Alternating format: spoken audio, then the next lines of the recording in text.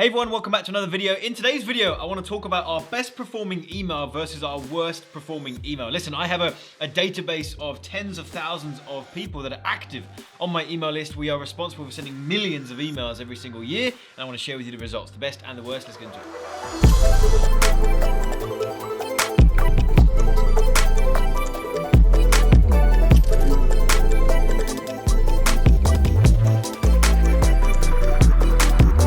Firstly, if you're new to the channel, go ahead and join our community here on YouTube. Go ahead and subscribe to the channel, turn on the bell notification. I'm putting out a couple new videos like this every single week, where I just go behind the scenes and show you what's working inside of my business. And a big thing that we are doing inside of my company that we haven't talked about a great deal on the channel is the email marketing side of things, right? If you go and check out my channel now and have a look through some of the other videos, we talk about advertising a lot, right? We talk about our Facebook ads and our Instagram ads and our YouTube ads, and that's a topic that we go into a lot, into the scripting and how things are working and targeting, all that good stuff. We talk about sales funnels a lot, including webinars and other things like this. But the email side of things, I realized literally just today, this is something that we haven't really touched on much, and I think it'll really help you because we've got a total database of about 250,000 people. Now, not all of those are active.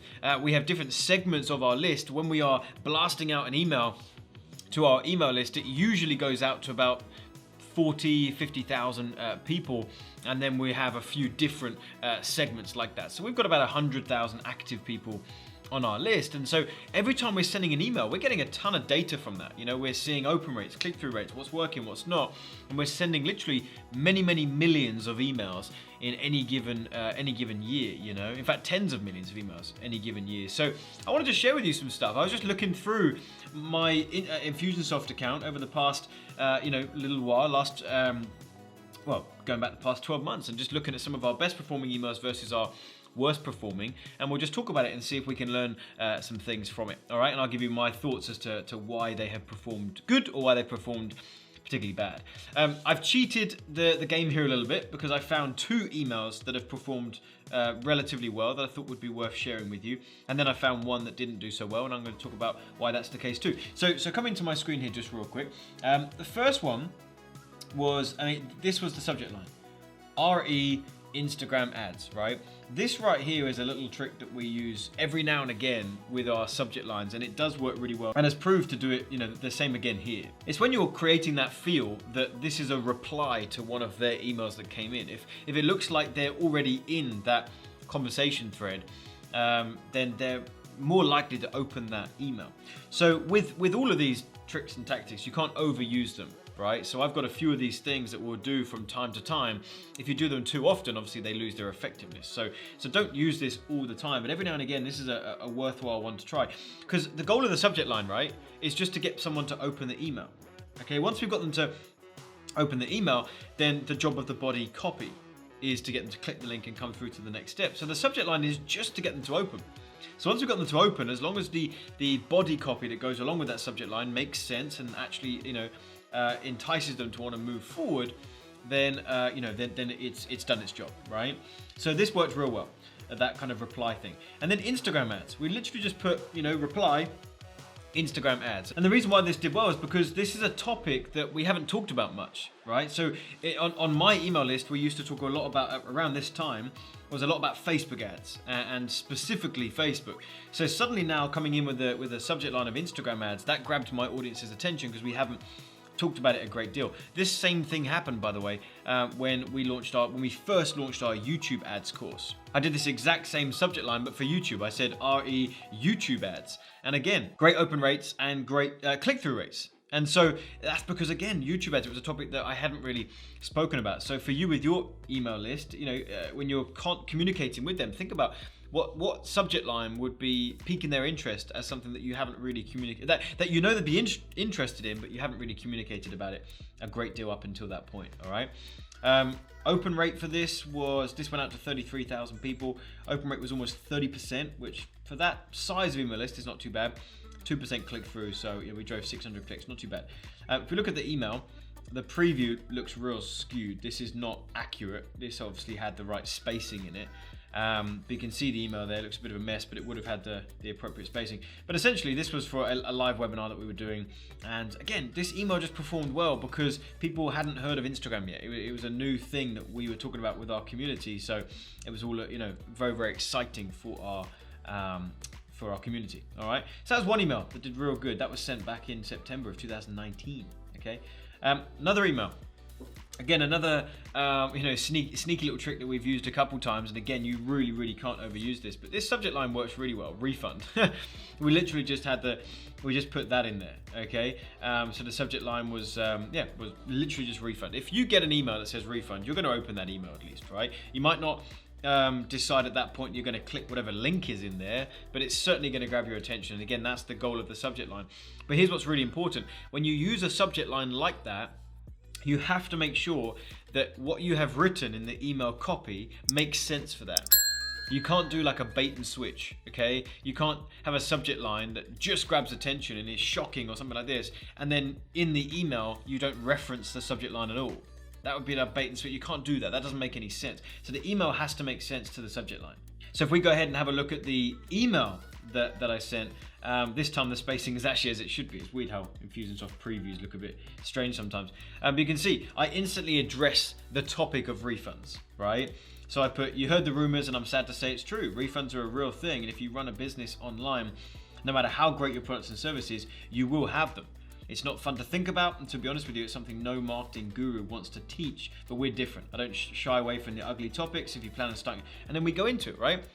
And then we had a promotion on the back of this, but the entire theme of this email was to do with the subject line. We're not doing a bait and switch. We're not saying your refund or we owe you money or whatever else. It's just refund. That's just a topic of the email. So now that I've explained that, it makes sense. Okay. So this email did really good too. So we got what is it? We got almost 30% open rate. Again, was to 38,000 people. A different segment of our list. Click-through rate could have been better, 1.1%, 400 clicks, but still overall a relatively good performing email. This did real well. So it's things like this. What I've learned about subject lines, and I've got other videos here on the YouTube channel that you can go check out. In fact, perhaps there's a way, Pete, we can link to that here somewhere. I've got a YouTube video all about the different subject lines that we use and some neat tricks that we do. And you've got to get a blend between subject lines that are very specific, like the subject line literally tells them what they're going to be learning about inside that email, what they're going to hear about inside that email. Other ones are more curiosity focused, refund. It's like I don't really know what I'm about to open inside this email, but that's grabbed my attention. Reply, Instagram ads, right? Like you've got to get a mixture. There's another couple of categories that again we'll talk about in that other YouTube video.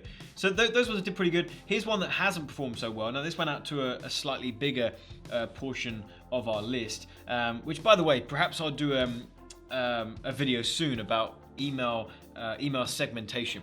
Right, like why are we emailing different portions of our list, different things? Perhaps I'll do a video about that in the future.